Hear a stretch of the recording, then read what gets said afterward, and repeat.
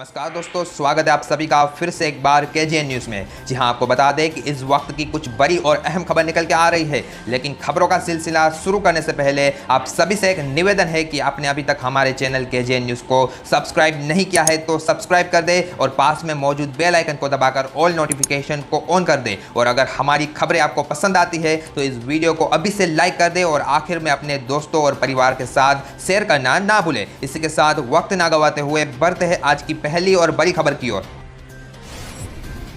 आज की पहली और बड़ी खबर है कि सोनिया गांधी का बड़ा ऐलान, घर लौट रहे मजदूरों के रेल टिकट का खर्च उठाएगी कांग्रेस। जी हां दोस्तों, कोरोना वायरस महामारी के खिलाफ जारी लड़ाई में लागू किए गए लॉकडाउन की वजह से मजदूर लंबे वक्त से फंसे हुए थे। अब जब करीब एक महीने के बाद उन्हें घर जाने की इजाजत मिली तो केंद्र सरकार ने रेल किराए का सारा खर्च मजदूरों से वसूलने का फैसला किया, जिसके बाद इस मुद्दे पर राजनीतिक बयानबाजी तेज हो गई और अब कांग्रेस अध्यक्ष सोनिया गांधी ने इसको लेकर बड़ा फैसला किया है। जहां आपको बता दें कि अब कांग्रेस पार्टी सभी जरूरतमंद मजदूरों के रेल टिकट का पूरा खर्च उठाएगी। कांग्रेस अध्यक्ष सोनिया गांधी ने फैसला लिया है कि सभी प्रदेश कांग्रेस कमेटी की हर टीम श्रमिक कामगार के घर लौटने की रेल यात्रा के टिकट का खर्च उठाएगी और इसके लिए हर एक जरूरी कदम भी उठाए जाएंगे। सोनिया गांधी ने बयान में कहा है कि जब हम लोग विदेश में फंसे भारतीयों को बिना किसी खर्च के वापस भारत ला सकते हैं। गुजरात में एक कार्यक्रम के दौरान सरकारी खजाने से 100 करोड़ रुपए के खर्च किया जा सकता है। अगर रेल मंत्रालय प्रधानमंत्री राहत कोष में 151 करोड़ रुपए का दान दे सकता है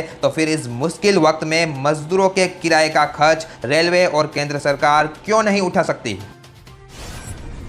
आमिर खान पर लगा था आटे की थैली में पैसा भेजने का आरोप, अब सामने आ गई है सच्चाई। जी हां दोस्तों, बीते कुछ दिनों से ये खबरें सामने आ रही थी कि आमिर खान ने दिल्ली में आटे से भरे कुछ पैकेट भिजवाए हैं जिनमें उन्होंने 15-15 हज़ार रुपये छिपा कर भेजे थे। कहा जा रहा था कि आमिर खान ने ऐसा इसलिए किया है क्योंकि वे अपना पैसा वाकई में ज़रूरतमंद लोगों तक पहुँचाना चाहते थे। जी हां, आपको बता दें कि बहुत सारे ऐसे लोग होते हैं जो राशन की पूरी किट देखकर उन्हें ज़रूरत हो या ना हो लेकिन लेने के लिए लाइन में खड़े रह जाते हैं, लेकिन सिर्फ आटे की एक थैली लेने कोई भी व्यक्ति लाइन में खड़ा नहीं दिखता है। कहा जा रहा था कि आमिर खान ने भी कुछ ऐसा ही सोचा और सिर्फ एक आटे की थैली गरीब और ज़रूरतमंद लोगों के बीच बांटने के लिए भेज दी। जी हाँ दोस्तों, ये आटे की थैली उन लोगों ने ली जो वाकई में ज़रूरतमंद थे, उनके पास खाने के लिए कुछ भी नहीं था, लेकिन इस आटे की थैली में 15,000 की एक लॉटरी रखी हुई है, इस बात की खबर किसी को भी नहीं थी। अब बॉलीवुड एक्टर आमिर खान ने सोशल मीडिया का सहारा लिया है और अपने नाम से फैलाई जा रही इस झूठी खबर का खंडन किया है।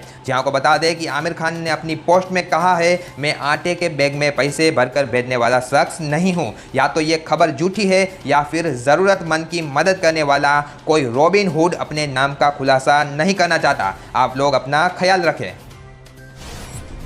प्रधानमंत्री नरेंद्र मोदी ने हंडवारा के शहीदों को दी श्रद्धांजलि, कहा नहीं भूलेंगे बलिदान। जी हां दोस्तों, जम्मू कश्मीर के हंडवारा में सुरक्षा बलों और आतंकियों के बीच एनकाउंटर में 21 राष्ट्रीय राइफल्स के commanding colonel officer Ashutosh Sharma, major Anuj Sood समेत 5 लोग शहीद हो गए, जिसके बाद प्रधानमंत्री नरेंद्र मोदी और रक्षा मंत्री राजनाथ सिंह ने इन शहीदों को श्रद्धांजलि दी है। पीएम मोदी ने ट्वीट करते हुए लिखा है, हंडवारा में शहीद हुए हमारे साहसी सैनिकों और सुरक्षा कर्मियों को श्रद्धांजलि। उनकी वीरता और बलिदान को कभी भुलाया नहीं जा सकेगा। उन्होंने अत्यंत समर्पण के साथ राष्ट्र की सेवा की है और हमारे नागरिकों की रक्षा के लिए अथक परिश्रम किया है। यहाँ को बता दें कि कोरोना महामारी से चल रही लड़ाई के बीच उधर जम्मू कश्मीर में आतंकियों से लड़ाई जारी है, लेकिन रविवार सुबह उस वक्त माहौल गमगीन हो गया जब मालूम चला कि हंडवारा के राजवार इलाके में मुठभेड़ के दौरान 5 सुरक्षाकर्मी शहीद हो गए हैं। जहाँ दोस्तों, शहीद सुरक्षाकर्मियों में 21 राष्ट्रीय राइफल्स के commanding officer colonel Ashutosh Sharma,